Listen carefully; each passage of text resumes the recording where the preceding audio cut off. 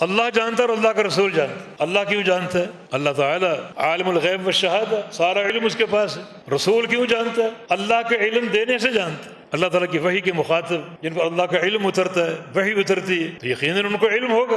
تو اللہ و رسول اعلم۔ مسائل کی دو قسمیں، مسائل شرعیہ اور مسائل قدریہ و کونیہ۔ مسائل شرعیہ میں اگر سوال ہو تو اس کے جواب میں کہہ سکتے کہ اللہ و رسول اعلم، اللہ اور اس کا رسول بہتر جانتے، کیونکہ نبی علیہ السلام بھی عالم بھی شریعہ ہیں، اللہ کی وحی کے مخاطب ہیں۔ لیکن قدری مسائل، تقدیر کے مسائل، مثلا کوئی پوچھے کیا کل بارش ہوگی، اب کیا جواب دو گے؟ اللہ و رسول اعلم؟ نہیں، صرف اللہ بہتر جانتے۔ امور قدریہ اللہ کے علم میں، اس کی خبر اللہ نے نبی علیہ السلام کو نہیں دی، وہ سارا علم اللہ کے پاس۔